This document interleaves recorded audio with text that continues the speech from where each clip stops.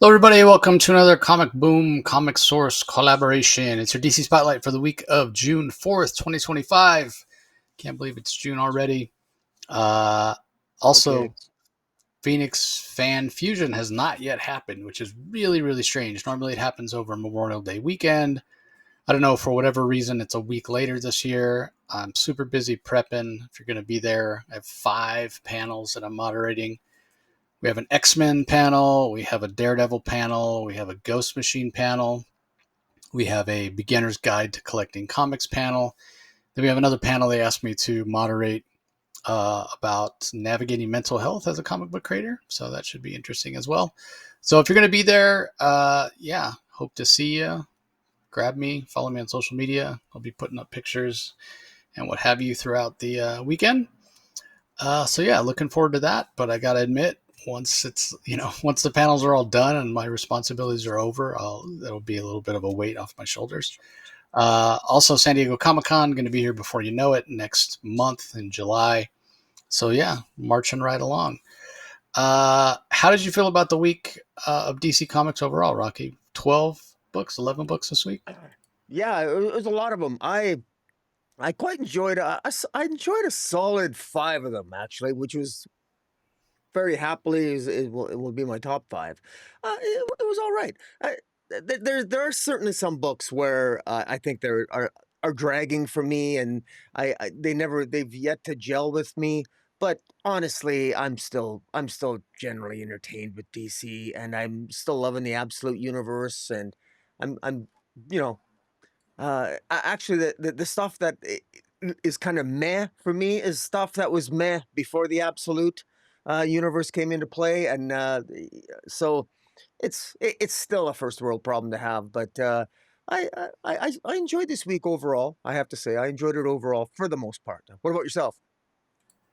Yeah, I thought it was a pretty solid week. We'll get into some specifics, but yeah, some really great books this week, and some others that, yeah, like you said, I don't know if they're dragging or just not quite hitting the mark. I mean, it's so hard to maintain that same level of excitement, week in and week out.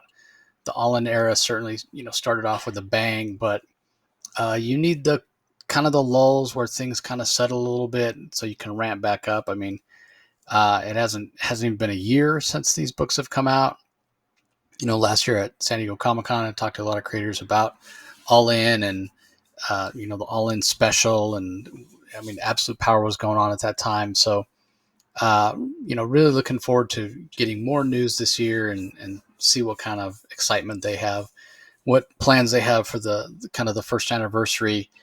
Um, I mean, we have gotten little to nothing on Dark Side, on Booster Gold over there on the Omega Earth. So Yeah, I expect that stuff to start trickling out here. I mean, we've heard mention that a lot of that stuff will show up in Joshua Williamson's Superman. So we'll see how that all plays out. And then obviously the week before San Diego Comic Con, actually on July 11th, really easy to remember, 7/11. The James Gunn Superman movie is going to drop. So I expect there to be tons of Superman hype and excitement and what have you at the con. yeah, So looking forward to that as well. So all for right, sure. well, let's go ahead and dive into the books. I realized I didn't get Rocky's ratings before we started, so I'll be surprised right along with you guys. But the first book on our list is Batgirl #8. This is written by Tate Bromble. Isaac Goodhart handles the art in this particular issue, Mike Spicer on colors, and Tom Napolitano on letters. This, probably to nobody's surprise, does not come in my top 5. It comes in at number 9 for me. I still really, really enjoyed it. Getting this look at Lady Shiva's origin, more of a deep dive into Lady Shiva's origin than we've ever had before. And in this particular issue, we get her first meeting with Richard Dragon and Bronze Tiger, which was cool to see. And I thought Goodhart did a good job with the art. But I expect this is in your top 5, Rocky, so you probably have a lot more to say about it than I do. Well, I do. It's absolutely in my top 5. I just love Richard Dragon. I love Bronze Tiger. I love Lady Shiva. I We don't know much about Lady Shiva's sister because, of course, she was killed early in her original iteration, and so it's nice to see this revitalized origin. This is different than Lady Shiva's first appearance. Tate Bromwell does a really good job here. Makes some interesting choices, but I like them. I like the fact that the journey of a young Lady Shiva, who are I guess they're the Carolyn and Sandra Wusan, they're the Wusan sisters, and they basically, to make some money for Chinatown, they actually performed and did they basically were fighters in a ring, and that's how they originally met Bronze Tiger and Richard Dragon, who were also basically looking for some action, trying to make a buck here and there. And they discover in the ring that they recognize each other's fighting techniques, and they were, of course, were defeated by uh, by Lady Shiva and her sister, but they realized that they had similar teachers and masters and what have you. And as the story progresses, we also we learn we know how the woman who would become Lady Shiva first meets David Kane, and we know that David Kane ultimately is the father of Cassandra Kane. But David Kane is somebody who's an initial role here appears to be far more evil, far more devious. We learned that Bronze Tiger had a relationship with Lady Shiva's sister. That's very interesting, and it harkens back to the end of the first story arc in this series, where Lady Shiva, who before her seeming death, as she pushes her daughter Cassandra Cain away, says, "Go find Bronze Tiger." Well, what does Bronze Tiger have to know about anything? Well, now we're starting to know Bronze Tiger, if he was involved with her sister. Maybe there's something else we don't know. I personally am hoping that Lady Shiva's sister is actually still alive by some archaic means. I don't care, but that's probably not going to be the case. But in Tate Bromwell, I trust, and I really enjoy this. I love the characterization. The artwork is it works. I think there's a sufficient detail to it. I think that the backgrounds are pretty good. The fight scenes are competently drawn, and it does actually have. If you actually read the original, the first appearance of Lady Shiva, that Richard Dragon series, the art it's reminiscent of that artistic style. And I'm not even going to say that that's necessarily a great thing, but it's a cool thing because it kind of like it tingles at my nostalgia a little bit, and I really like it. So I'm going to absolutely say that I have a strong bias to wanting to put this in my top five, but it actually did. I really did enjoy this. I've read it multiple times. If you're even remotely a Lady Shiva fan, if you're a Cassandra Cain fan and you want to know something about the foundations of Cassandra Cain, particularly about the origins of her father, David Kane, who appears to be quite a piece of work. And this issue ends with, and I'm not spoiling anything, the foundations of Lady Shiva's origins are grounded in the death of her sister. And that the death of her sister takes place in this issue, and at the hands of someone that I think is somewhat shocking moving forward. Because if David Kane was responsible for the death of Lady Shiva's sister, how could Lady Shiva end up being intimate with him and being, although it might explain her disdain and maybe her abandonment of being a mother in Cassandra Cain's early years, because Cassandra Cain was raised primarily by her father and not Cassandra.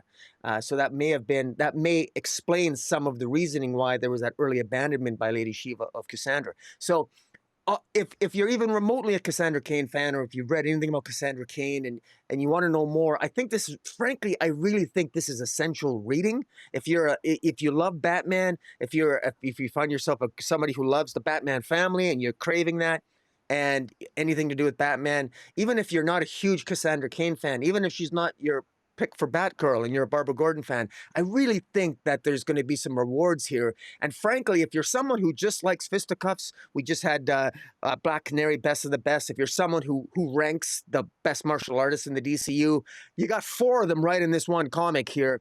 One of them was no longer around, but with Lady Shiva, Bronze Tiger, and Richard Dragon, I think this is really a no-brainer. Even if this is it's not on your top five list, I can respect that. But even if it's not on someone's top five list this week, I would recommend they pick it up because it's basically going to be two 3 issues long. It started last issue. It's probably going to go for another issue, and we get the full scope origin. So I really quite like this, and yeah, it definitely made my top five. Yeah, I mean, it's pretty interesting. You're obviously a huge Lady Shiva fan, but I mean, if I'm a and I am a Cassandra Cain Batgirl fan, and I get that it's her mother, but I mean, there's no way you can say that this issue or the previous issue were Batgirl comics. They're not. It should say Lady Shiva on the title Yeah, because I mean, these aren't Batgirl comics at all. So I could see somebody that maybe is a little less forgiving than me being kind of perturbed that this is Lady Shiva and it's not Batgirl, and the argument could be made that this entire series so far has been more about Lady Shiva than Batgirl. So again, I'm willing to kind of overlook that. I get that Lady Shiva is a big part of Cassandra Cain. Obviously who she is, being her mother, and how Lady Shiva being Cassandra Cain's mother has affected Cassandra and it informs who she is and what have you. But I just hope that eventually we get done with the Lady Shiva stuff and we get some Cassandra Cain Batgirl stories, because that's kind of why I was excited for this. I don't care. I couldn't. I don't know if it's possible for me to care less about Lady Shiva. Um, I yeah, just don't care for the character. I just don't. I mean, I don't, actively dislike her the way I do Amanda Waller or something like that. I'm completely apathetic. Like I yeah. don't care. Now it's not to say that this isn't, a technically well done comic and it's well paced and well drawn and, it's interesting enough. But I'm ready to move on from Lady Shiva. I mean, we're 8 issues in and this has still been Lady Shiva, not Batgirl. So, um, I could 100% see why, if somebody was ranking these, they'd be like, nah, not even anywhere close to my top five. So anyway, let's move on. Up next, we have Justice League versus Godzilla versus Kong 2. This is the first issue of the second volume of this series. It's written by Brian Buccellato, Christian Duce on art, Luis Guerrero on colors, and Tyler Smith on letters. We really enjoyed the first volume. It was absolutely fantastic. DC Comics in partnership with Legendary Entertainment, who owns the rights to Kong and Godzilla. And we saw the Legion of Doom, very similar to what's going on in World's Finest right now, and Justice League Unlimited. The kind of that classic cartoon feel of Challenge of the Super Friends, with the Legion of Doom traveling to the world of Kong and Godzilla, and then bringing them back, and other monsters as well, attacking Metropolis. And they were hoping that they could control the monsters enough so that they could kind of take over the world again. Very, very kind of cartoonish motivations here, with gorgeous Christian Duce art. And ultimately, Superman was able to defeat. He was able to get Godzilla to fight alongside him and defeat the other monsters, and Kong as well. And so we thought that was the end of it. But of course, now that in this iteration, because this is out of main continuity, in this iteration of the DC universe, now that people are aware of those monsters and the power that they bring, even with Luthor having been captured, there are the powers that be that want to exploit that ability. And when it comes to exploiting powers and abilities, there's nobody better at it than the aforementioned Amanda Waller. So she shows up in this issue. She's recruited a new version of Task Force X, including Lex Luthor, and they have a plan to find a way to bring those monsters to heel, and hopefully get them to fight alongside them. Meanwhile, Barry Allen is getting ready to wed Iris Allen, who, I guess Iris West. They're not quite married yet.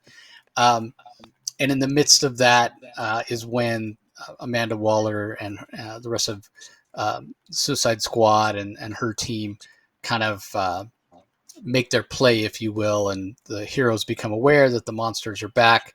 But Amanda Waller ends up betrayed at the end by Colonel Leland Lafayette Shaw III, who is a character from one of the Godzilla movies in the past, and he actually shoots Amanda Waller in the stomach. Now, whether she's dead or You not, must be don't happy. You must be don't happy. know. But it was probably based on this last page or Amanda Waller getting shot in the gut that elevated it just barely into my top five, coming in at number five for me. But the art by Christian Duce is fantastic. It's giant monsters. It's the Justice League. It's superheroes. Bucciolato's picking up right where he left off with the first volume. The word that we kept using to describe the first volume over and over and over again was fun. Just how much fun it is. And again, this one is fun as well. But the added kind of aspect to this is, and maybe it's due to Amanda getting shot on the last page. It feels like the stakes have been ramped up a little bit, maybe a little more danger here than in the first. Which strange to say that considering in the first volume we had these monsters, attacking cities and people dying or what have you. But yeah, it feels maybe slightly faster paced in this first issue, and it does feel like the consequences are ramped up ever so slightly. So I'm really looking forward to this. I'm really excited. I thought the first issue was really fantastic, gorgeous covers as well on this. So yeah, I really enjoyed it. What do you think of it, Rocky? I really enjoyed it. It is it's I will indicate that it is in my top 5, and it ranked higher than number 5 for me. Because I had a lot of fun with this. You mentioned so much of it, but it's got a boom tube to Skull Island. You got King Shark is a giant fighting Godzilla.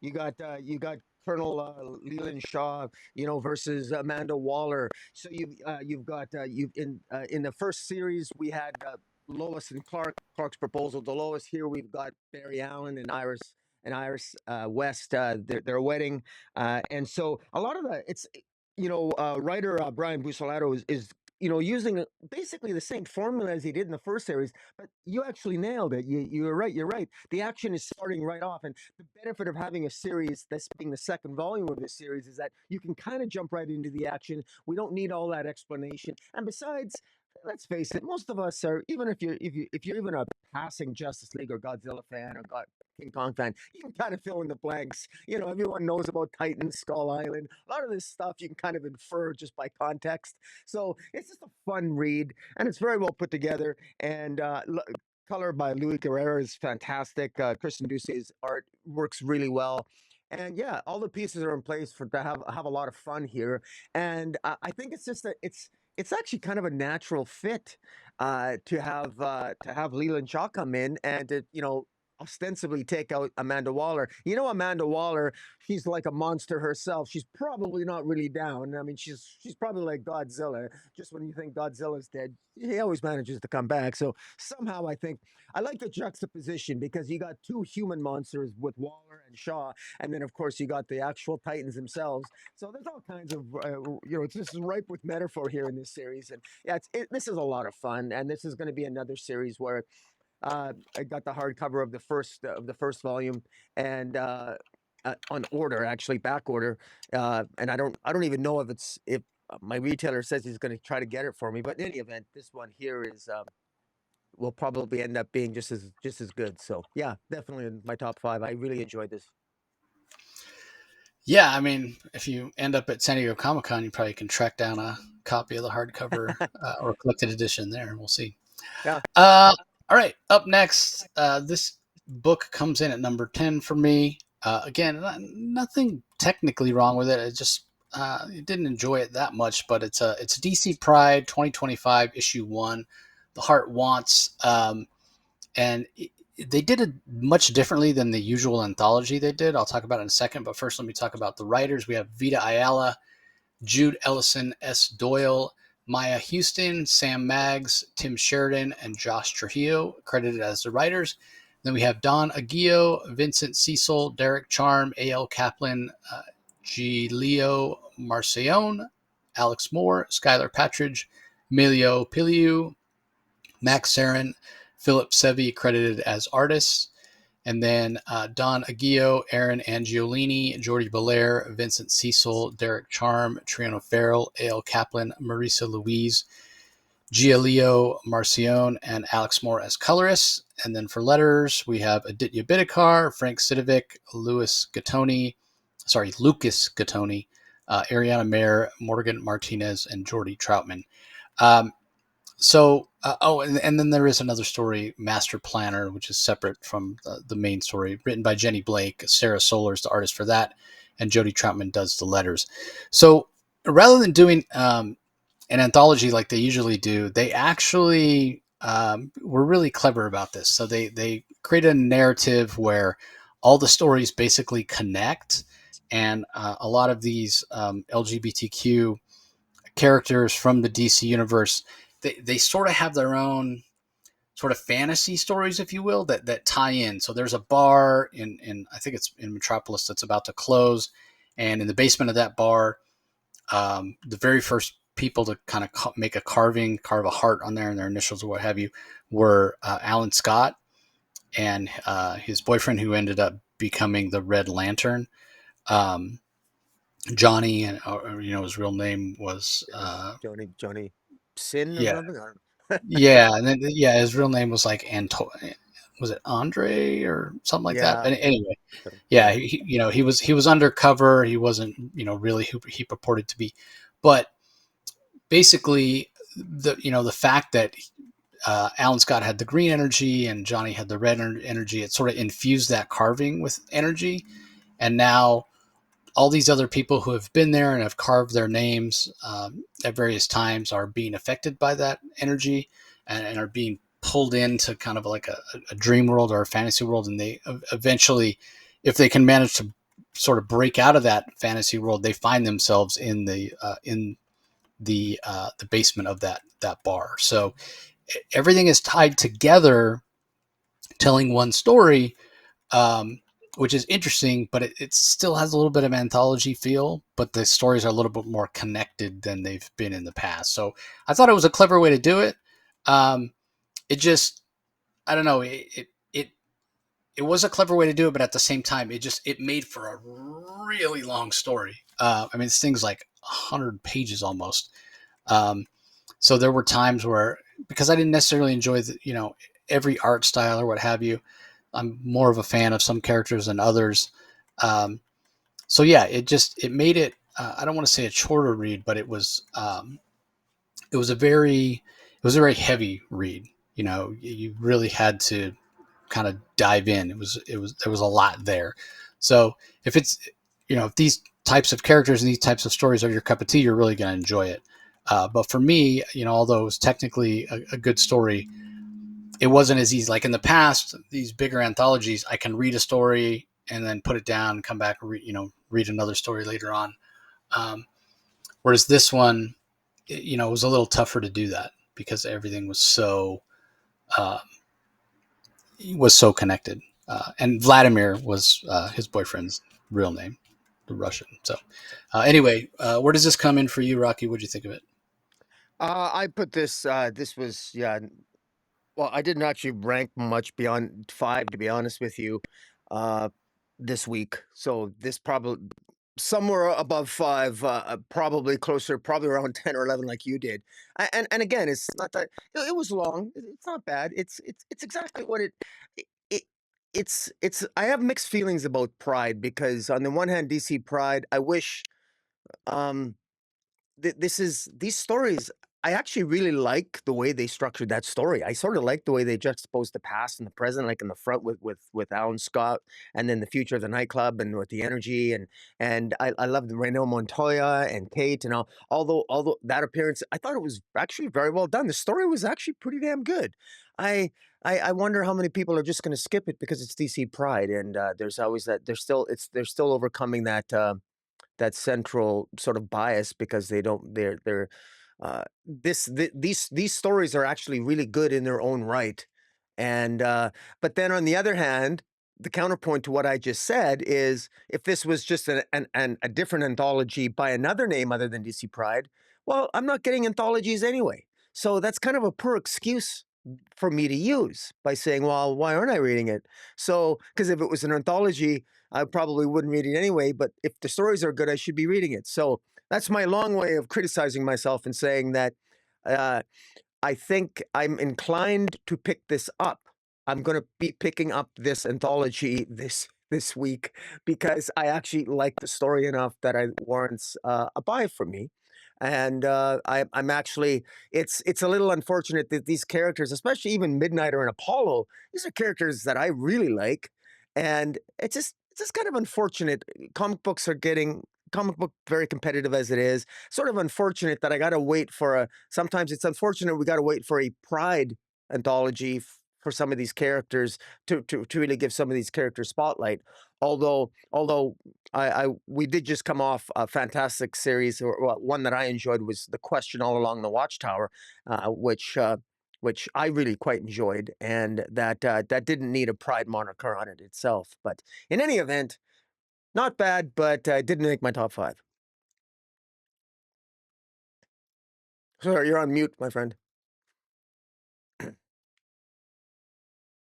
Yeah, the other thing about it, I think that made it a bit of a tougher read. And I'm curious if you felt just the art styles are not, so many different art styles, and they're That's not, true. necessarily similar. So yeah, that made it a little tougher as well. So um, anyway, I was just looking because we had Resurrection Man in our press release Yeah, for but this week, but it actually comes out next week. So we're okay, so gonna we're gonna skip skip that. that one. Yeah, Okay. so we're gonna That's what skip. screwed me up because it wasn't on Yeah, my thumbnail. yeah, yeah. Okay. So anyway, all right. Up next, we have Justice League: The Atom Project #6. This is from writers Ryan Parrott and John Ridley. Mike Perkins on art, Adriana Lucas on colors, Wes Abbott on letters. Uh, now that I don't have Resurrection Man, but I don't think I ranked Resurrection Man. I didn't Yeah, I have it on gotta, my. Yeah, I did not. Okay, so I got, I gotta choose a um, different one there.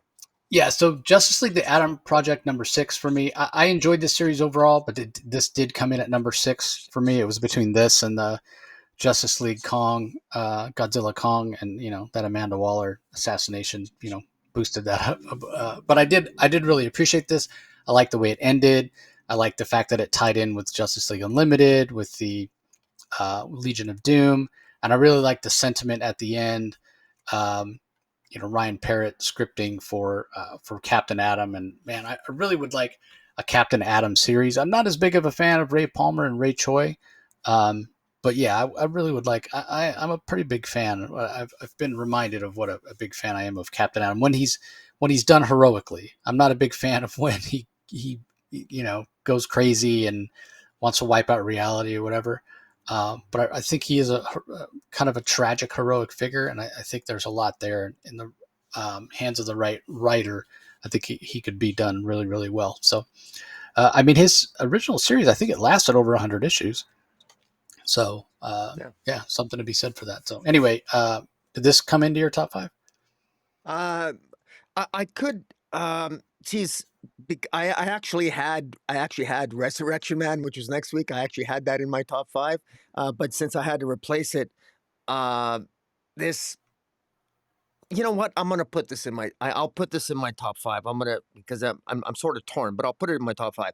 I like this because it was a nice wrap up to the series, and I feel like there's some reward here because and it's consistent with our earlier comments on this series, and that uh, part of the frustrations that I had with the characters, and you did as well when we talked about it is that the way that the Justice League was treating Captain Atom and the way that the Atoms themselves were treating Captain Atom and sort of using him as a guinea pig and sort of taking away his own agency and not respecting his choice and freedom of choice. And and I sympathized with Captain Atom throughout this series, and I kind of thought the Atoms were being assholes, being jerks.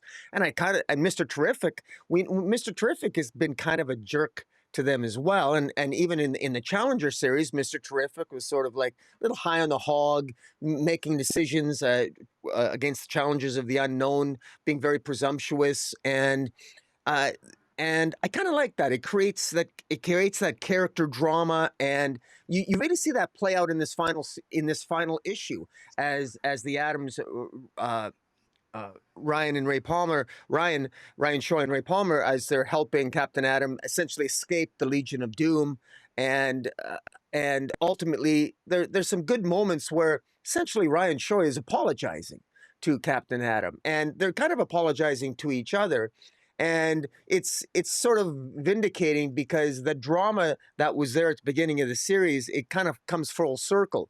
Now, I will note that Mr. Terrific, there's no such thing as an approaching apology, but I kind of like that because it shows that these are flawed characters, and I sometimes I really like at the end of a series where the flaws are still there.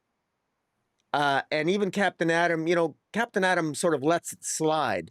He doesn't really. He could be more of a jerk about it, but he lets it slide. But it's just sometimes, when you have characters, it's nice to have them simply recognize each other's differences. You don't have to resolve all conflict, although there is kind of a resolution, or it's more of an understanding between each other. But I like that. And it really sort of underscored why I enjoyed this series so much, because between John Ridley and Ryan Parrott, I thought that was a good combination, because we got the more grounded sort of storytelling character work with Ryan Parrott's, who's a little bit more skillful at dealing with more of a traditional sort of comic book character storytelling, and so I thought it worked really well. And the art was great, and I think it's consistent, and I think this is a series that I enjoyed slightly more than Challengers, and slightly more than The Question all along the Watchtower. So I thought this was pretty good.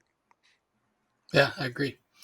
All right, moving on. Up next, we have Secret Six #4. This is from writer Nicole Maines, art by Cian Torme and Steven Segovia, colors by Rain Barreto, letters by Steve Wands. I really enjoyed this issue of Secret Six. It comes into my top 3. Where does it rank for you? It's not in my top five.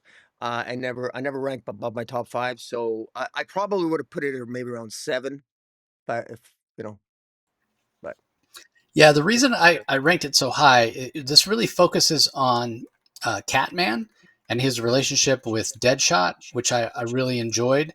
Um, Also, Catman and John Kent are the two heroes that, for lack of a better term, kind of survive the encounter with Banshee and are able to escape. Um, and so, they're trying to figure out what their next step is going to be in terms of they don't want to walk into a trap. The rest of the members of this impromptu Secret Six have all been captured, and they have to figure out, where they've been taken and what Checkmate's plan is. Gossamer wasn't captured either. He managed to escape as well, but he's in his non-corporeal form, and he's kind of following Checkmate to see where they are. And Catman and John Kent have tracked them down as well. So, in terms of the actual layout of the issue, a lot of it is flashback. Like I said, going back to the relationship between Catman and Deadshot, which I really, really enjoyed seeing that. But the other part of it is, like I said, with Catman and John Kent teaming up, we're getting a chance for Catman to really tell John Kent, like, sort of the facts of life as he sees them. Right now, we know that that's not necessarily a reality, for lack of a better term, with the way Catman sees the world. John Kent, very, very hopeful, and very much his father's son, symbol of hope, and all that sort of stuff. Whereas Catman, to him, the world is a bad place, and he's somewhat of a villain or anti-hero at best. And so I kind of like that he's trying to school John Kent, if you will, and tell him, hey, this is the way things really are out here in the real world, not up there in your ivory tower with the Justice League Watchtower satellite, and the way Metropolis is, bright shining city, and all that. So that I really enjoyed that. I thought that was really cool, with Catman sort of giving us his interpretation, if you will, of the facts of life. So I thought it was great. I really enjoyed it. Um, so yeah, I guess I'm not, hugely surprised, Rocky, that it didn't make your top 5. yeah. Um, but at the same, because I don't have a lot of affinity for the Secret Six. I've never read that Gail Simone, Nicola Scott sort of classic run, like a lot of people have. So I don't mind that this is called Secret Six. I know some people have complained about that, like, how is this anything to do with the Secret Six or what have you? But I don't really have that association with it. that doesn't necessarily bother me. So yeah, I really enjoyed this. Like I Yeah, said, it came into my top three. So I agree. Nicole Maines does a really good job with dialogue here. It flows really well. It's very conversational. You really, uh, one of the things that really I think that really made this land it was the conversations when between Catman and John Kent. I yeah, thought it was very well done. One of the things though that it ruffles my feathers a little bit, but it's not a big deal because I still enjoy this. It was still good. Is in the old Secret Six, it was more in fan fiction, not so much in the Gail Simone's comic itself. There was no relationship between. I mean, they're clearly Catman and Deadshot are getting it on. I mean, there's no doubt. This crossed more than innuendo here. It was clearly they have a sexual I relationship. didn't I And didn't see I yeah, didn't necessarily that no, was no, no, hinted at, but but I didn't take Deadshot, it no, as Deadshot yeah.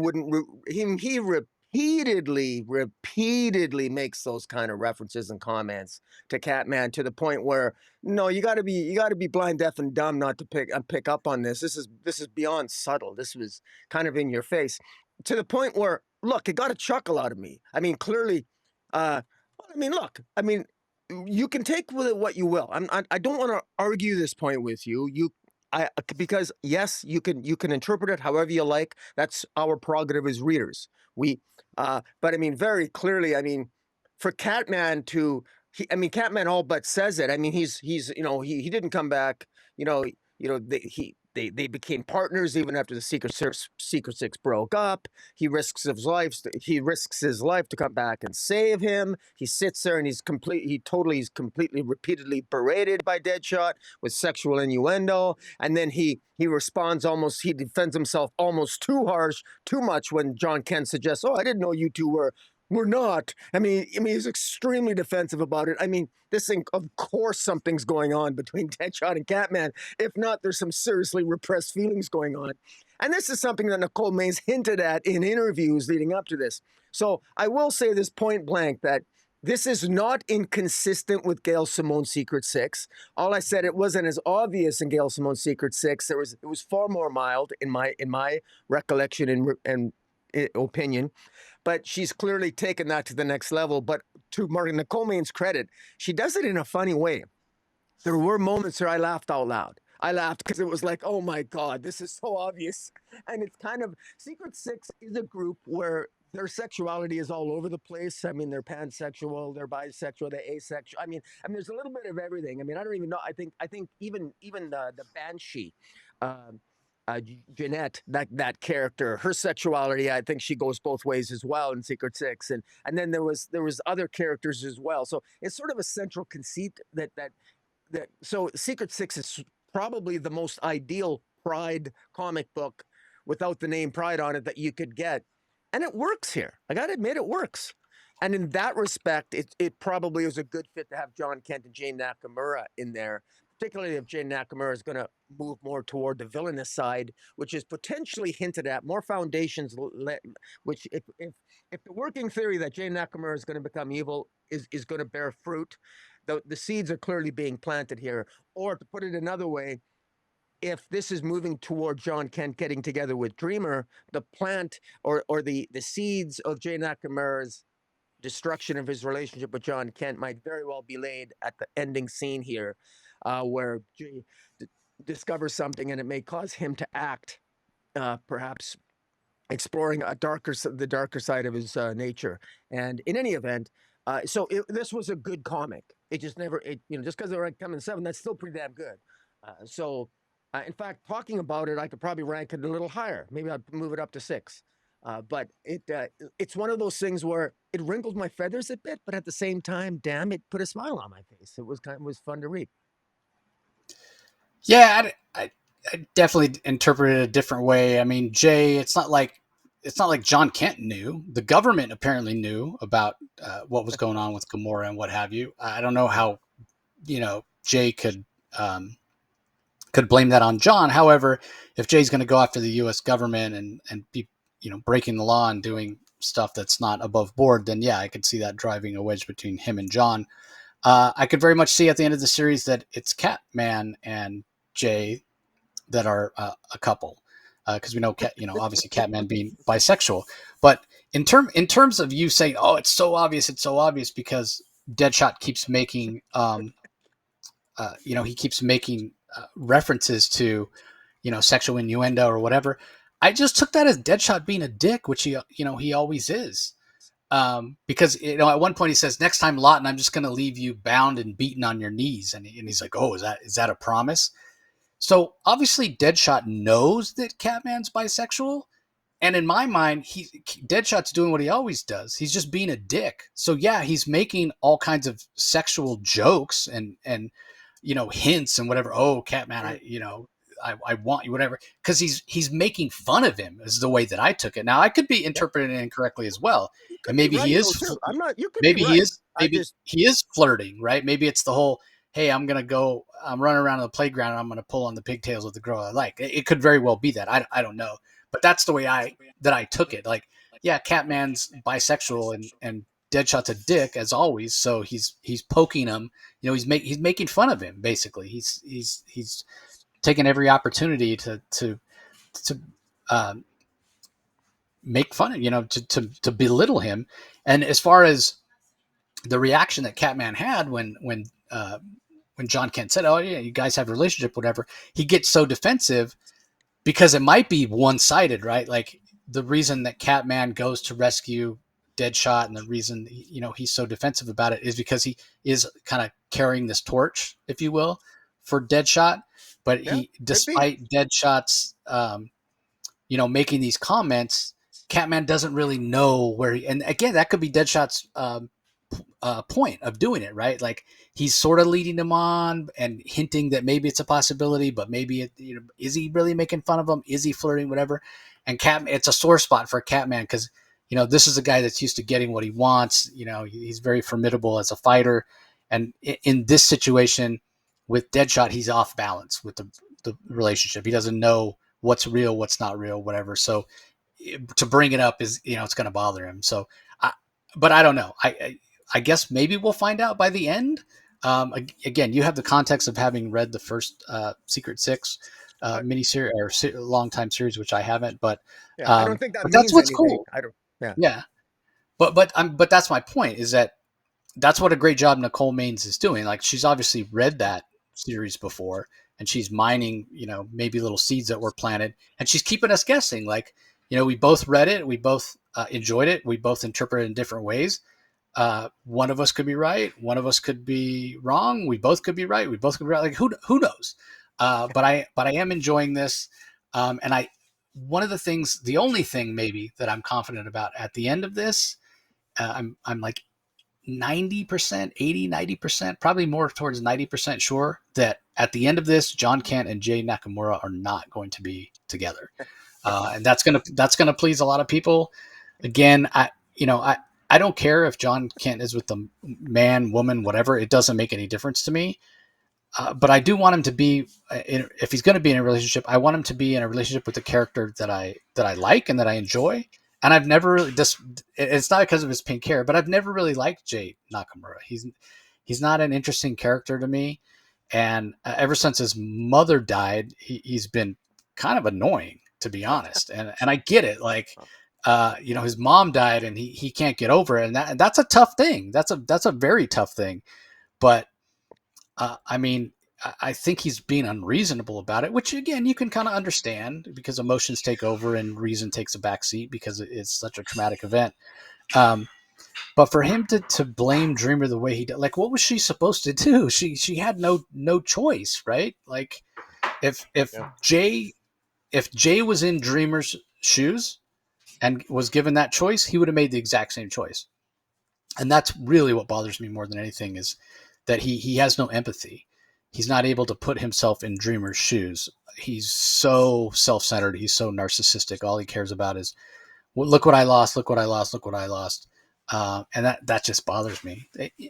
That's not specific to Jay Nakamura. Like that's being closed-minded to me, and it's not being empathetic and closed-minded.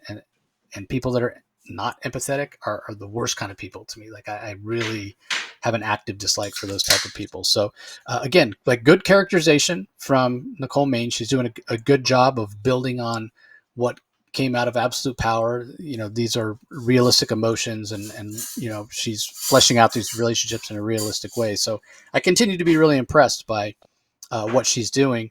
And it's not that I've actively disliked any of the issues of Secret Six so far. It's been okay.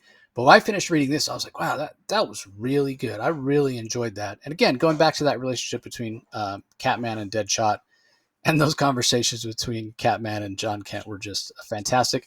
And the foreshadowing of what's to come, I thought that Nicole just did a fantastic job this issue.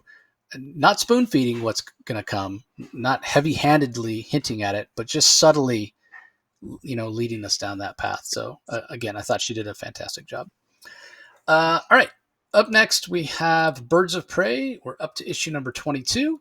It's On the Run, part 3 of 5. Kelly Thompson is the writer, Sami Basri on art, with Vicente Cifuentes handling the inks on pages 7 through 20.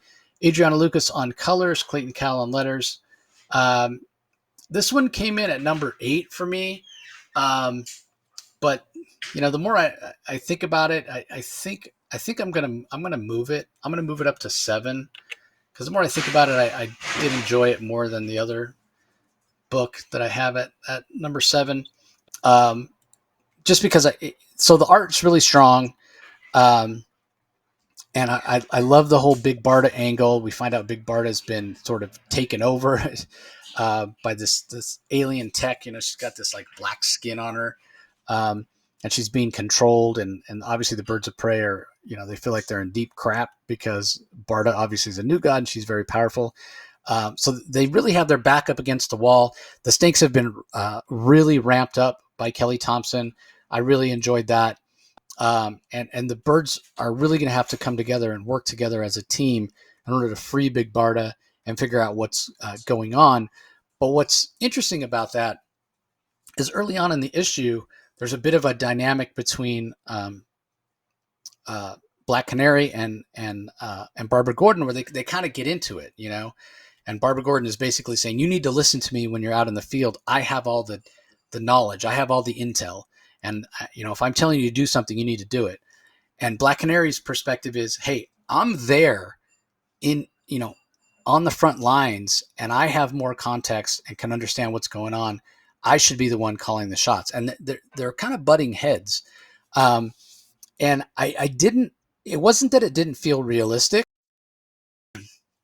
but I didn't like that dynamic. It kind of rubbed me the wrong way, just because it felt a little bit cliched. And it's not that you don't have, male heroes that can have the same type of conflict. There was a time where Hawkman, Green Arrow, Aquaman at different times would kind of be that. Green Arrow, definitely late 70s, early 80s. He was always the one, questioning orders or whatever.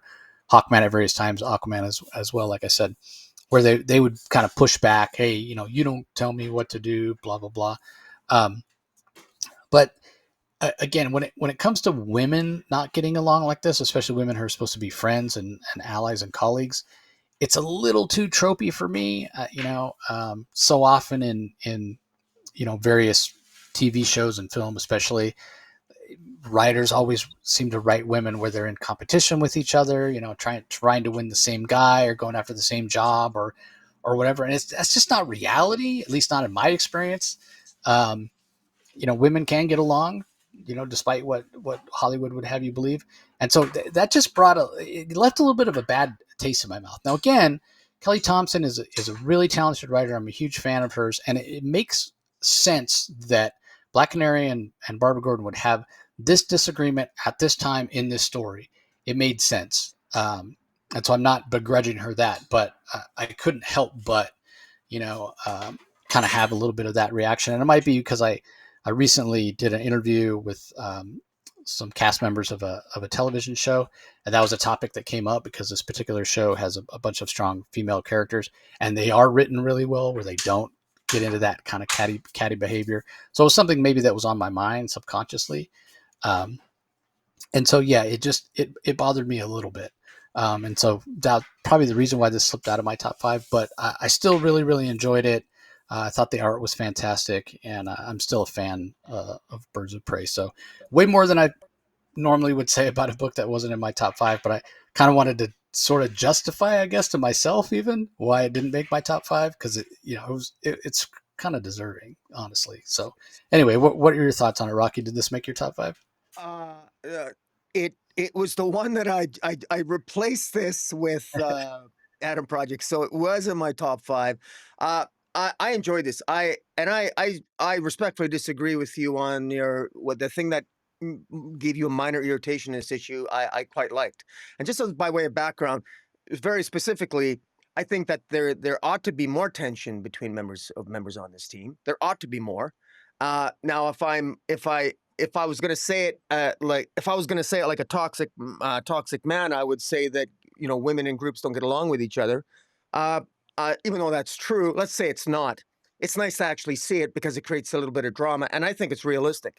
Also, just by way of background, the very first Birds of Prey team up was between Power Girl and Oracle, and guess why that only and it was one story, and at the end of it, Power Girl broke up with Oracle, mean the superhero team up. They broke up. She didn't want to work with Oracle anymore. Why? For precisely the reason that Black Canary tells Oracle in this issue.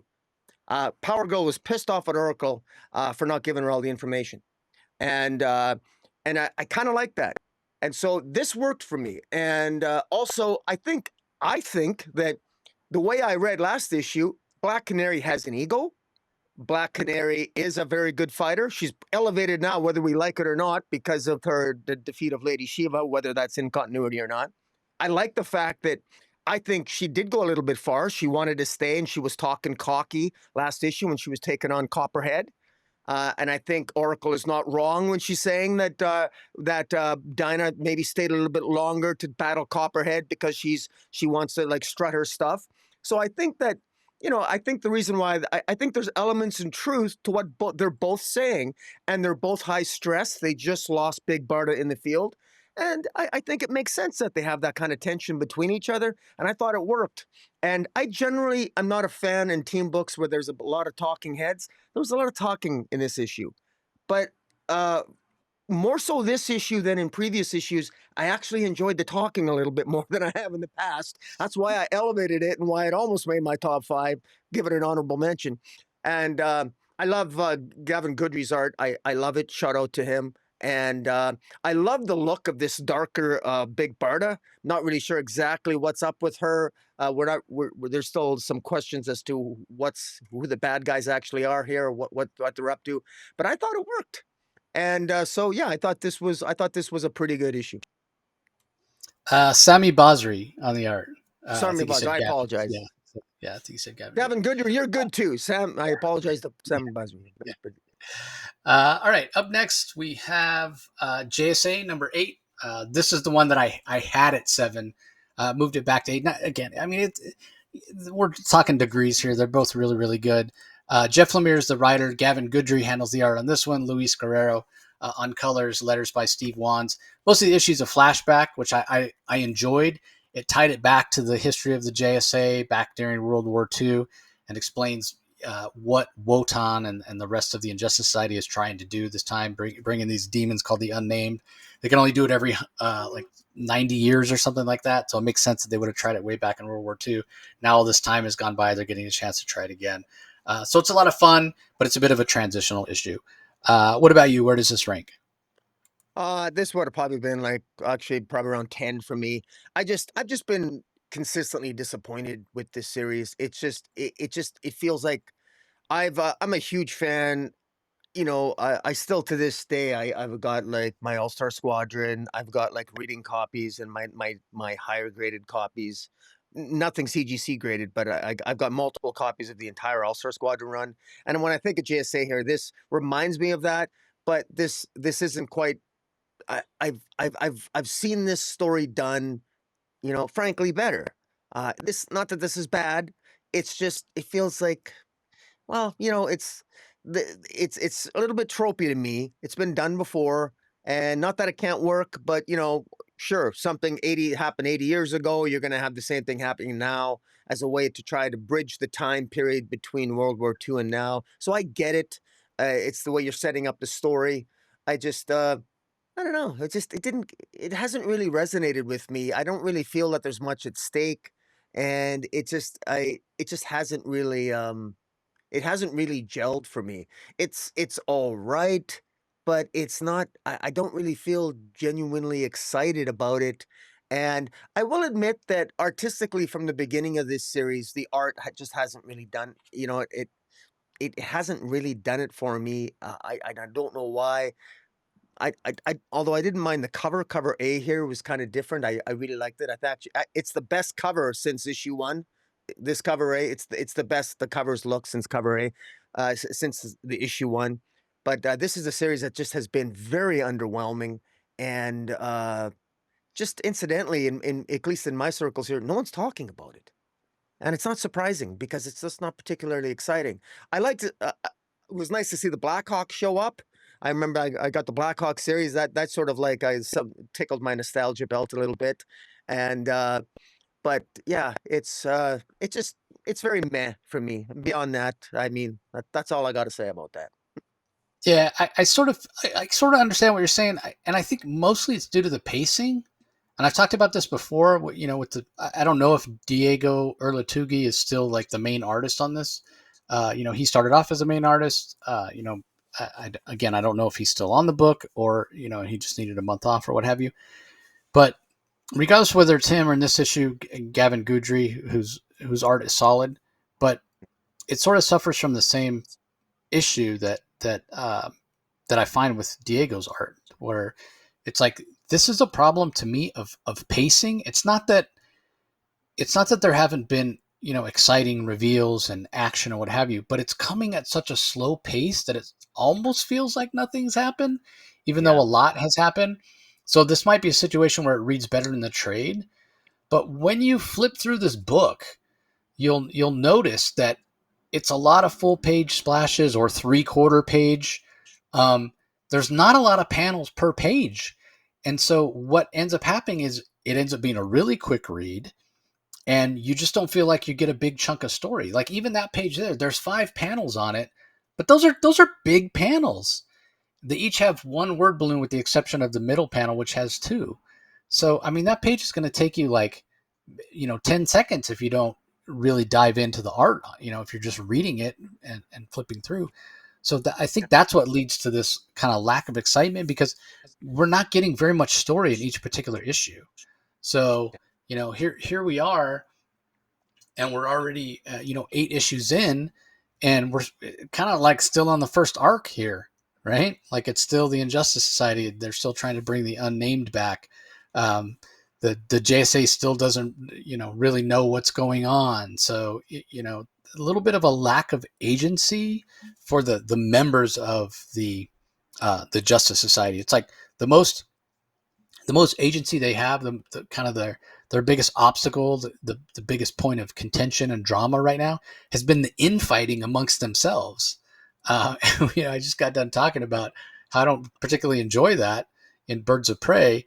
I want the JSA fighting the Injustice Society. That's where I want the action and the fun to come from, rather than fighting amongst themselves. Which obviously the Injustice Society has done a good job of infiltrating with Johnny Sorrow and all that stuff. There's reasons for it happening, and the team's been split up with some of the older members, stuck in the Tower of Fate, so they weren't there to really maybe provide guidance.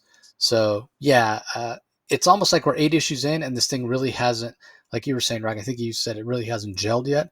It almost feels like it hasn't really gotten started yet, and we're yeah, 8 issues in. That's a problem, right? Like we talked about that with the Titans run that Tom Taylor did, right? We talked about it with Titans Academy from Tim Sheridan. Like, I mean, 8 issues in, man, you should have hooked us by now, and that yeah, just hasn't been the case. So, anyway, moving on. Up next, we have Poison Ivy number 34. 34 issues of Poison Ivy. Never would have thought, but I'm really happy that we're getting a 34th issue here. Written by G. Willow Wilson, art by art by Marcio Takara, Arif Prianto on colors, Hassan Otsman Elhel on letters. I mean, this has been the team for the most part every issue. Wilson, Takara, Prianto, Otsman Elhel, and they've done a fantastic job. So this comes in my top three. I really enjoyed it. I'm starting to sound like a broken record with this title, but when it comes to the emotion, when it comes to the way G. Willow Wilson has elevated and layered and done fantastic character work with Pamela Isley, it continually impresses me issue after issue after issue. I remember talking to G Willow at San Diego Comic Con last year about what a fantastic job she's done with this, and we also I brought up Janet from HR, and that dynamic, that little bit of a triangle between Poison Ivy and Janet and Harley Quinn. And G Willow was saying, yeah, I didn't even necessarily. She was kind of a throwaway character. I didn't plan on her becoming a series regular, and that I think speaks to the talent of G Willow Wilson. Obviously it was fan reaction as well. They really love the character, and all of a sudden she's become an integral part of the story. Like, that's the way you write comics, right? Like, you don't say, okay, I'm going to have this giant outline for the entire series and I'm going to be completely rigid and I'm not going to be open to interpretations, making the story better or whatever. No, it's the exact opposite. As you're writing it and becoming connected with these characters, you need to kind of roll with the punches and see what works and what doesn't.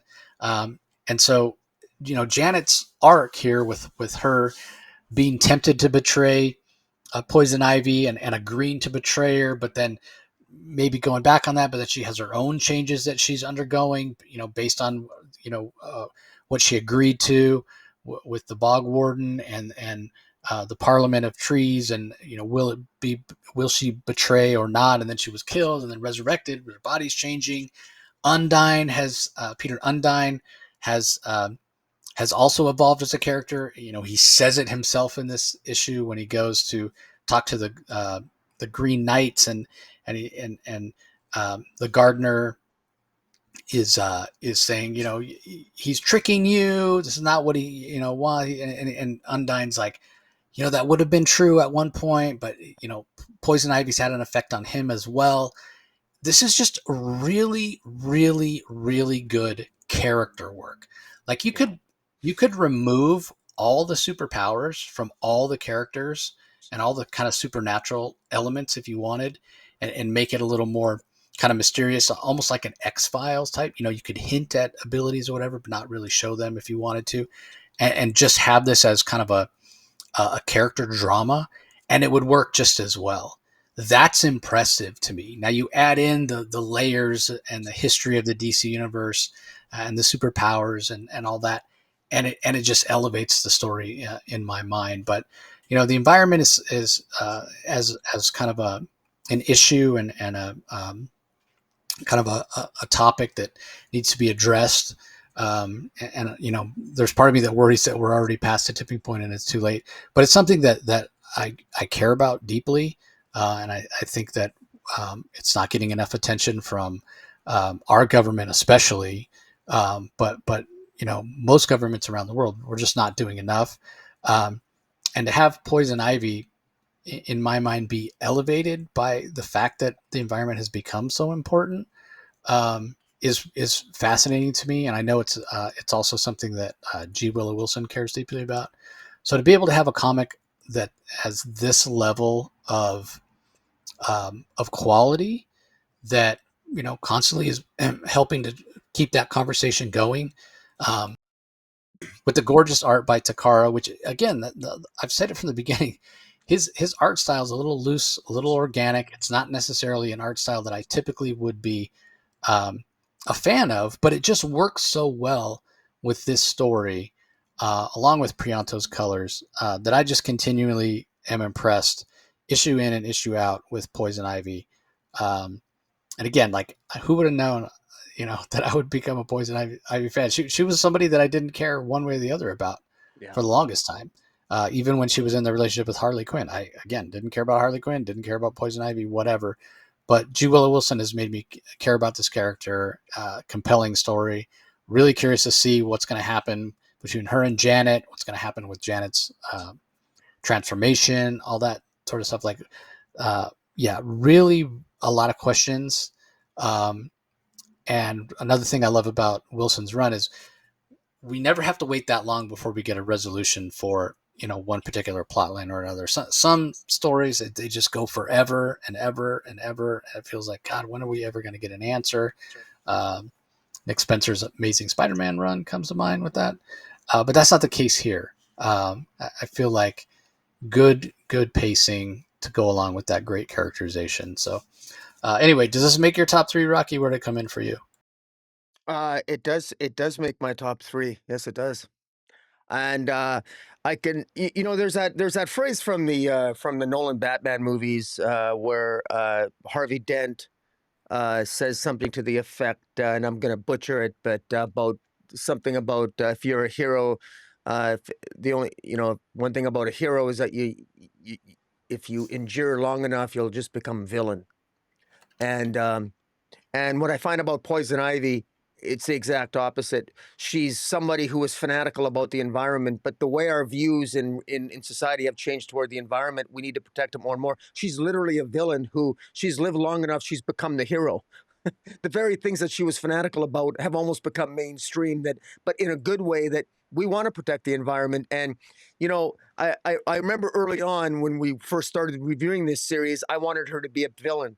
And I maybe I didn't maybe I disagreed with the fact that how can you make a psychopath a good guy, a good person, and blah blah blah.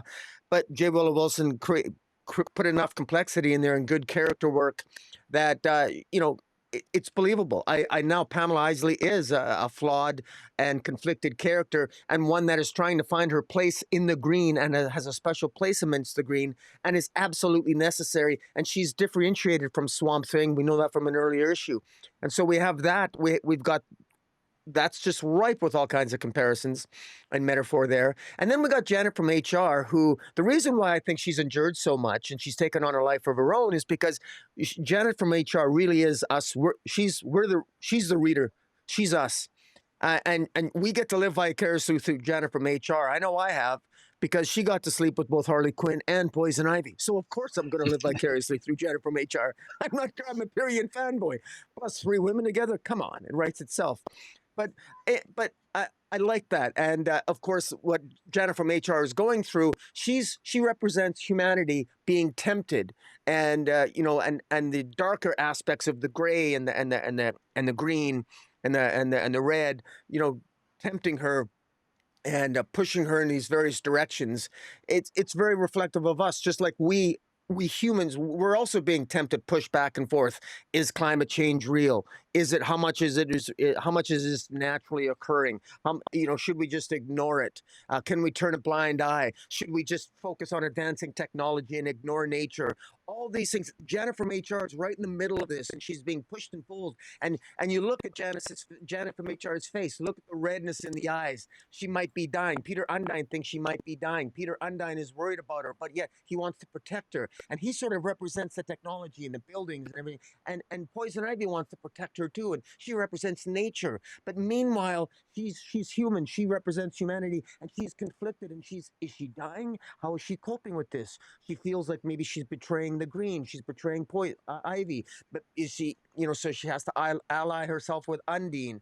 But then she sort of betrayed Ivy by speaking to I can't remember the gray character, but in any event, it, this is just ripe with so much rich metaphor and mythology, unique and new mythology created by J. Willow Wilson, and it works really, really well. I would never have dreamt that this would have been this quality of story from J. Willow Wilson.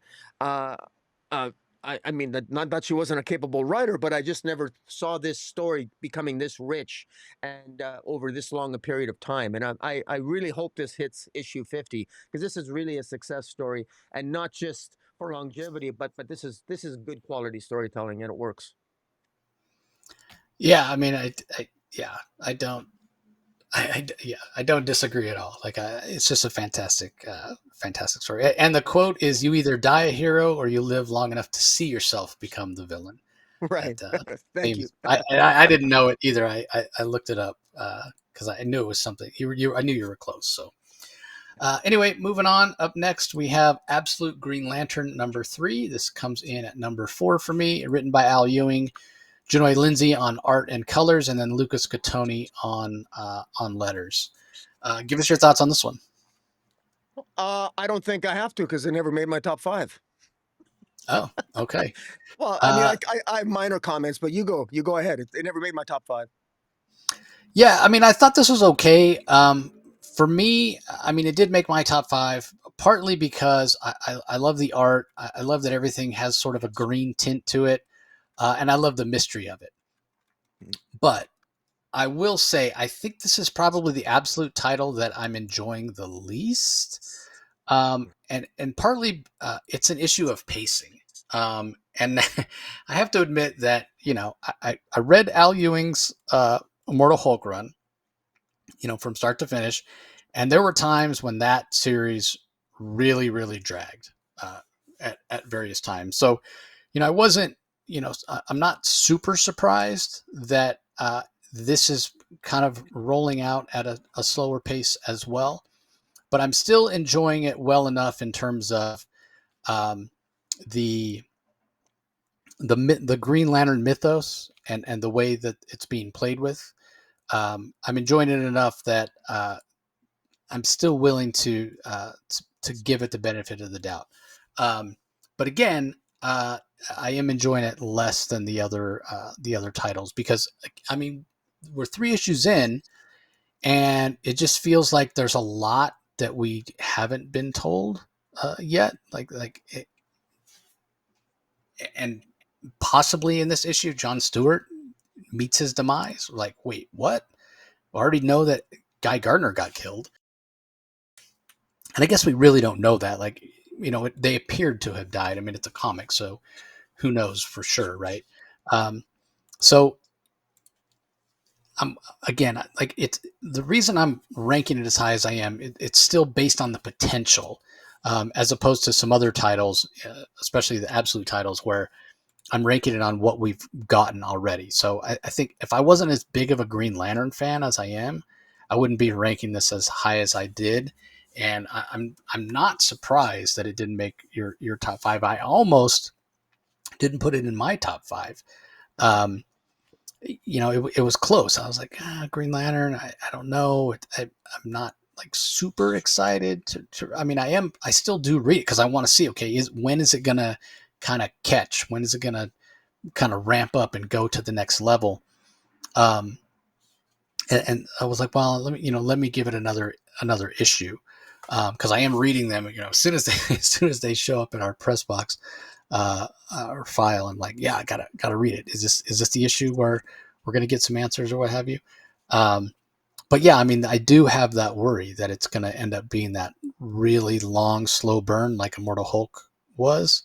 Um, but for now, there's still enough new, still exploring the dynamics between the various lanterns and their human forms. Hal Jordan and Sojourner Mullen and all that.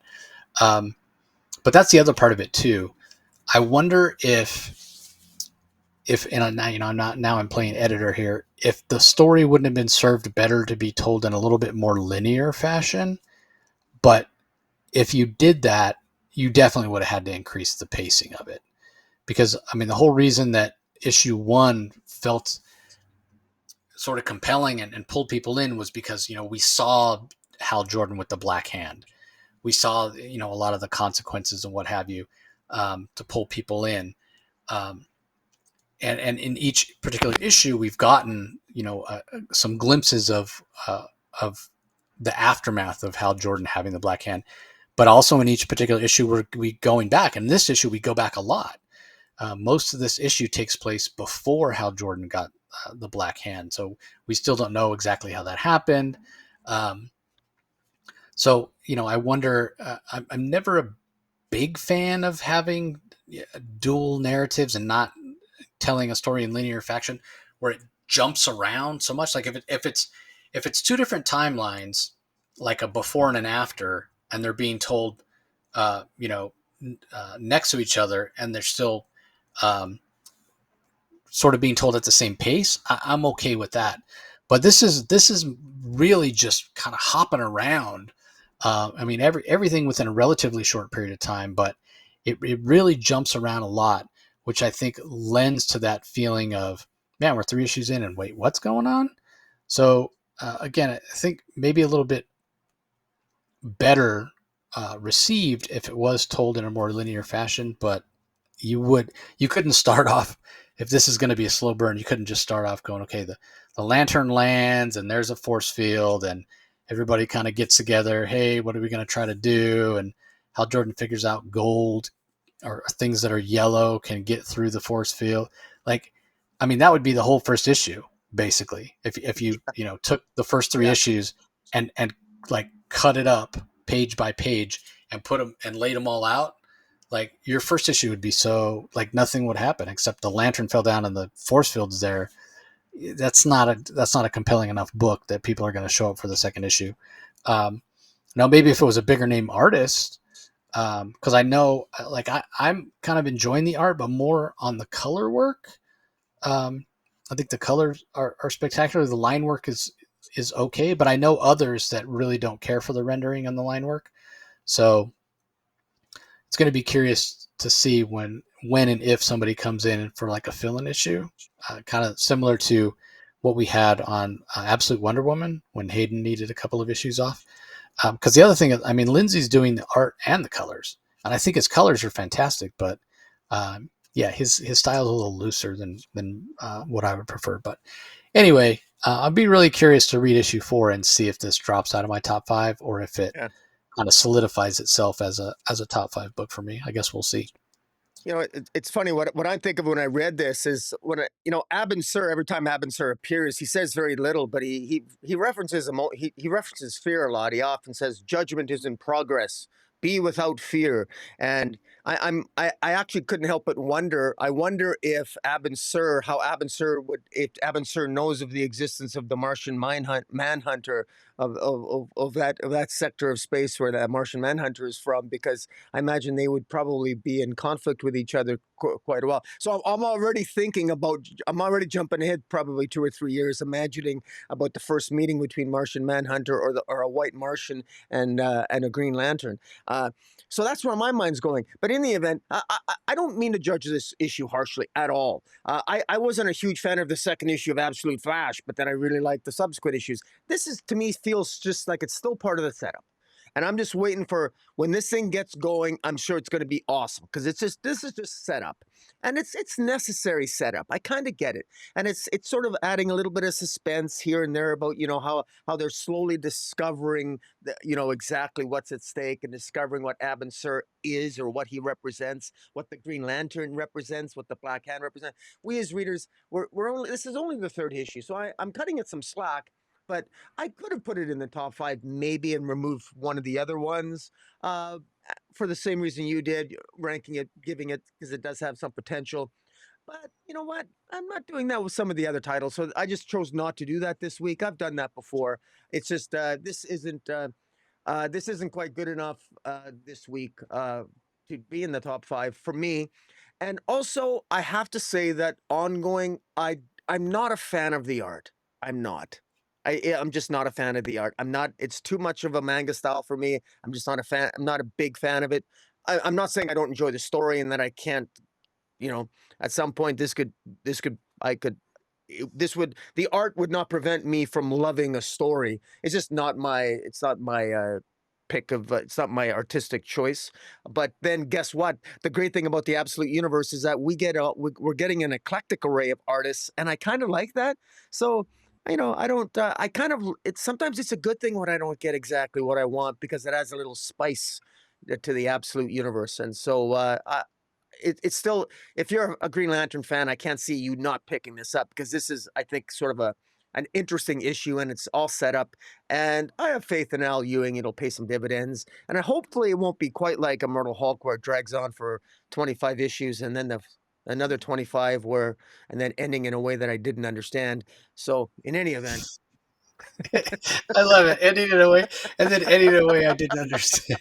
well, it's true. I didn't Uh, understand.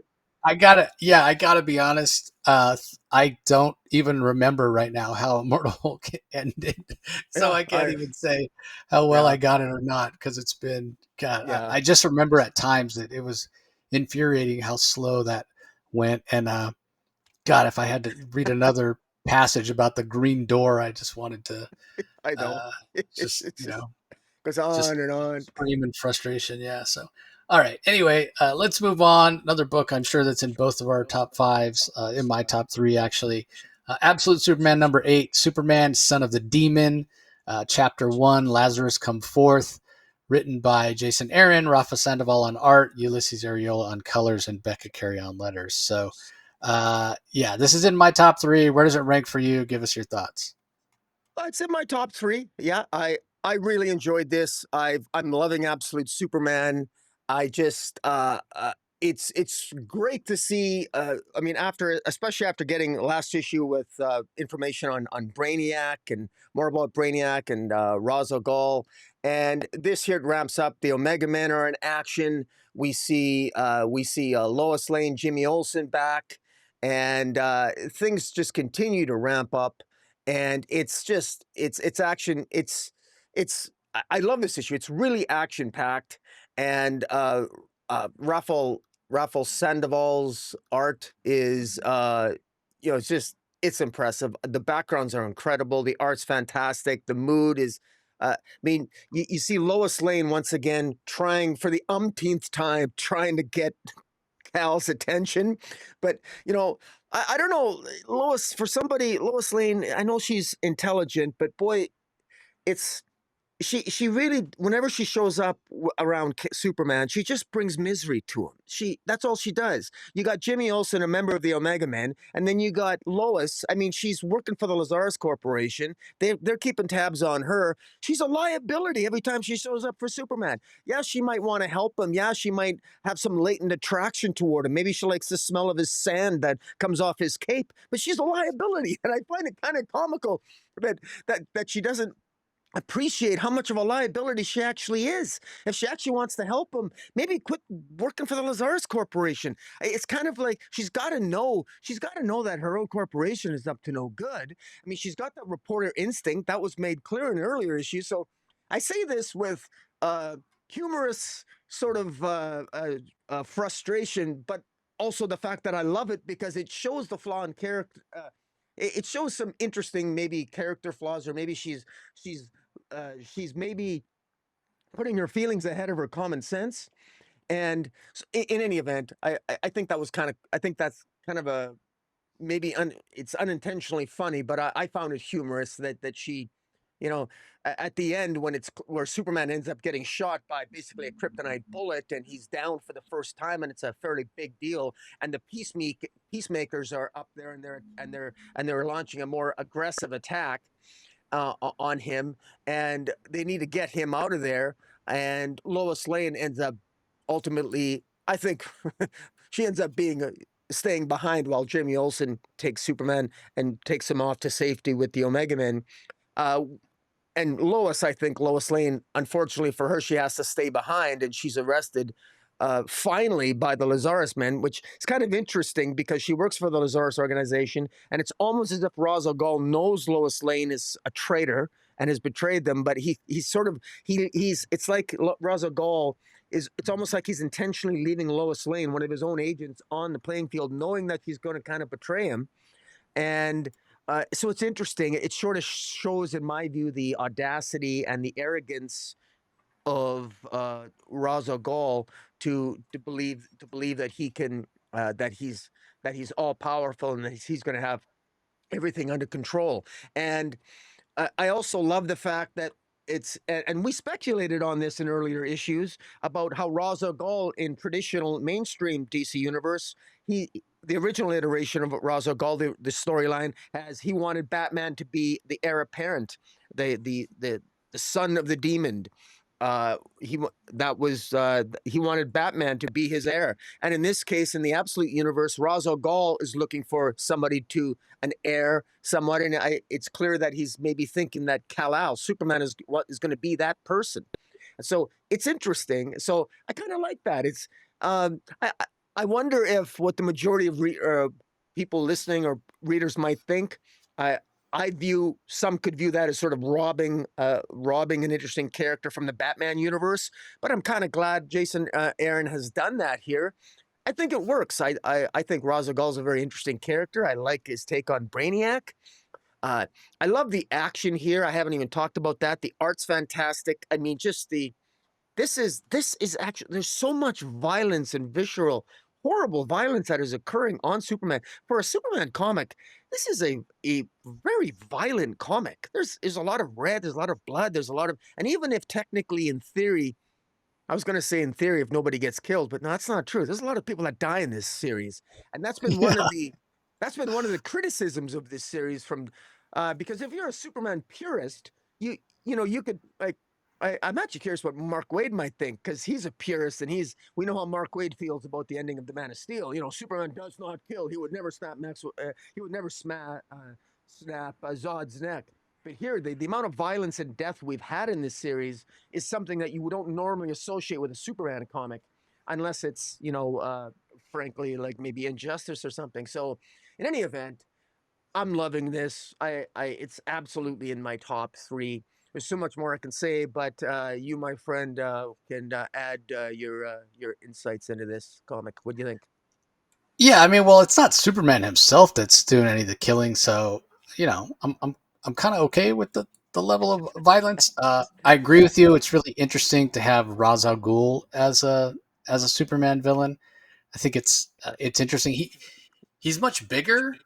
He almost looks like more like a Vandal Savage size Mm, than yeah, the kind of the thinner Ra's al Ghul that we're used to seeing in the Batman comics. But it's interesting, you mentioned the Lazarus Pit. He throws one of the Omega Men into the Lazarus Pit in this issue, and he calls out to his aides or whoever, and he says, maximum power. And the guy ends up like de-aging to the point of being a little baby, which is which is really yeah, interesting. So it's almost like it's this is a different version of Lazarus Pit, if you will. yeah. Um, you And know, will it work on Superman? Does he want to de-age Superman to a child and raise him? Maybe that's his master plan. Yeah, yeah. So maybe rather than healing, or maybe it heals and it um, uh, de-ages. Like yeah, we just don't know at this point. So really interesting. But I agree with you on the art. I mean, the art in this particular issue is just fantastic. So good. The color work interesting as well. As far as Lois goes, I sort of feel like it's a situation where I think she's just really conflicted and she's not sure what to think in a way. Yeah, Um, because, obviously she, as you said, she understands that Superman represents something different than Lazarus. Obviously, her father has a connection to Lazarus. She's been sold a certain bill of goods her entire life, and she's bought into that. But you mentioned her reporter's instinct as well. I think it's an internal conflict right now, like, and that's why she keeps pursuing Superman to such an extent because I think she's not even willing at this point to admit to herself that she's made this mistake. I mean, she's a proud person; she always has been. Um, but it takes a lot to say, hey, everything I believed in, everything I dedicated my life to, I became a Lazarus agent, whatever, is all a lie. It was wrong. I shouldn't have done it. Look at all the suffering or what have you. So it's almost like she keeps pursuing Superman because he's probably in her mind what she idealized Lazarus organization to actually be, but it turns out that they're not actually that. And so that therein comes the attraction in my mind. Like, um, why does she think that? Basically, why does she think that um, the organization should have been that? Why is Superman that? Can he convince me? Is he the answer if I have done wrong? Um, then can he help me, right those wrongs by allying with me against the Lazarus organization? Like there's so much there, so much complexity.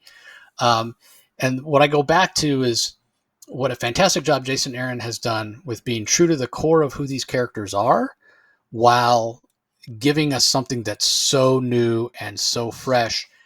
And every single issue, I've never read an issue of Absolute Superman where I've gone, well, that was a letdown. Or man, I didn't feel like I didn't have much momentum. The story didn't have much momentum. Never once have I questioned the pacing. You know, we just got done talking about um, Absolute Green Lantern 3, and you know how the whole series maybe question of pacing. Maybe the second issue of Flash had some pacing issues as well. Even Batman to some extent, since the first arc has felt like it's slowed down its pacing a little bit. But man, with Absolute Superman, it's almost like every issue I feel like I've read a huge chunk of story. Like I'm looking at the page counts in Absolute Superman, and I'm going, did we get extra pages here? We got so much story, so much happens in every issue, and no, we didn't. We didn't get it. This is a 22 page, 21 page comic. Like it's amazing what Jason Aaron is able to do um, with. And all credit to Rafa Sandoval as well, because his art is fantastic. But just how much story this whole creative team packs into each issue is awesome. And again, the color work as well has been fantastic from Ulysses Areola, and we even got a hint in this particular issue of this version of Superman, this Absolute Superman, having kind of a new power. I mean, I don't want to say necessarily new power because it's almost like the main universe Superman could do this as well, but he's it's after he's shot, he's a little bit weakened, and he's got the full Soul suit on, even to the fact where it's covering his face, and Soul says activate tornado mode, and the whole page is almost red, and then you turn the page, and on the first caption on the next page is Superman saying, "I just punched you 1,000 times." It's just so cool. Yeah, I just punched you 1,000 times in 30 seconds. Stay down, Smith.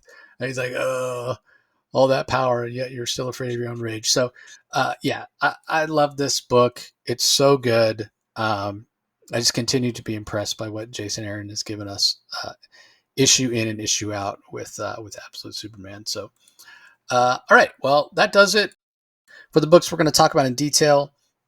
There are a couple of other single issues that are out this week. We've got Teen Titans Go, issue number 4.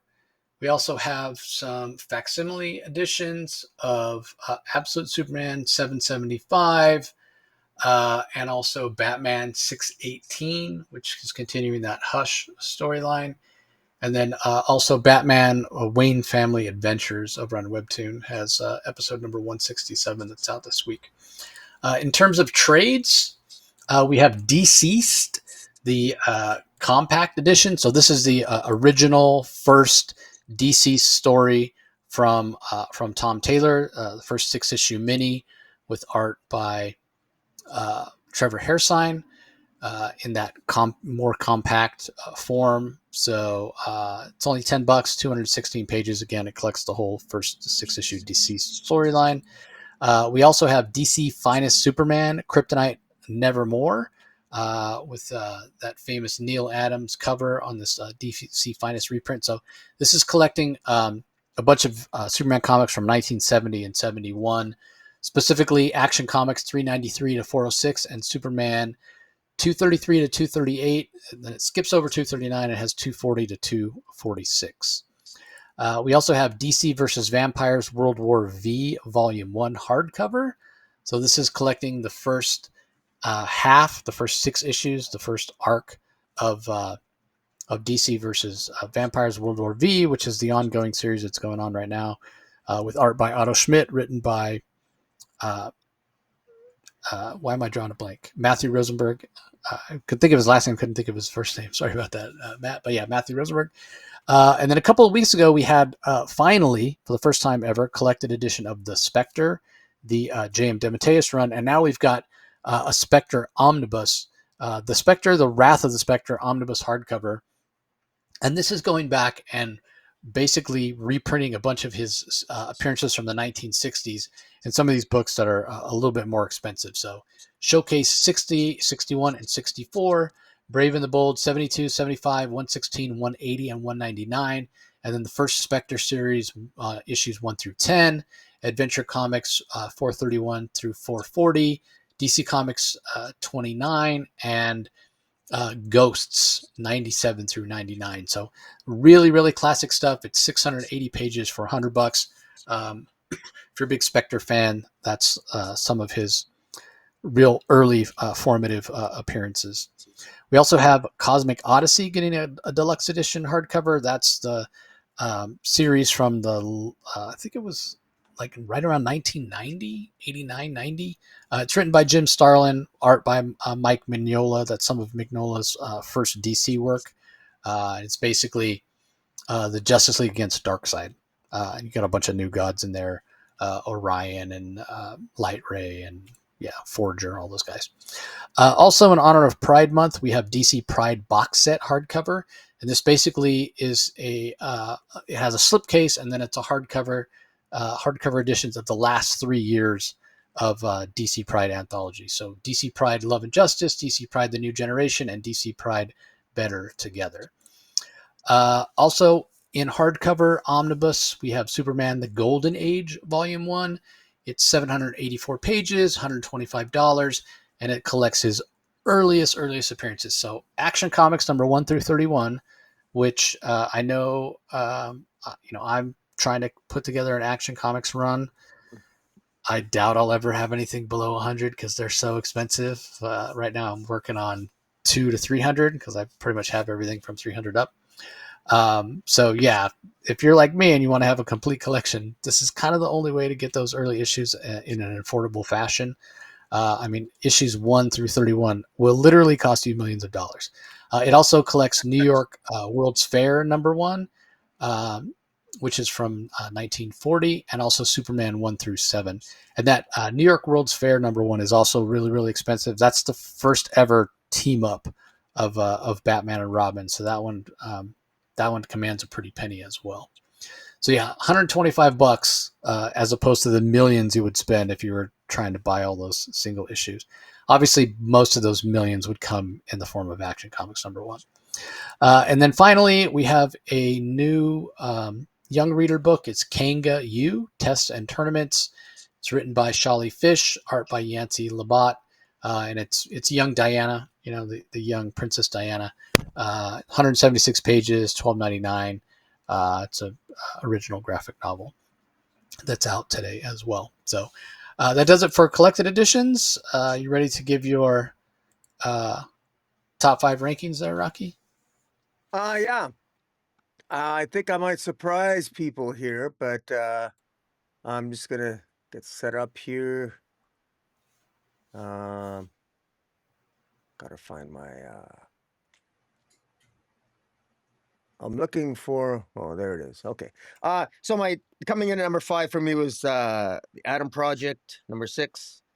4 was Justice League and Godzilla, King Kong, number 1. 3 was Poison Ivy, 34. Second was Absolute Superman, and coming in at number 1 for me because I loved it was Batgirl. Batgirl number 8 because I just loved it. I thought to me it was like classic. It just reminded me nice of the way storytelling used to be, where a writer would come along and take stories from the past and sort of revitalize them, give them something new, but also give new revelations. And for as a longtime Lady Shiva fan and Cassandra Cain, a lover of that original Cassandra Cain Batgirl series, it fits so well. And Tate Brumwell, I think, has done such a good job. Isaac Goodhart's art was excellent, and Mike Spicer on the colors really made the pages pop so well. And it just. As I love Absolute Superman, and that I'm suspect that maybe that will be your choice, but I had to choose Batgirl because I just love the character, and it's not too often that I can say I absolutely love a Batgirl story, but Tate Brownbill's been doing that for me, so that's my choice. What about Yeah, yourself? your Lady Shiva love's definitely showing with that series. Yeah. Once again, this has been happening more and more. It's just so interesting because we used to be pretty close.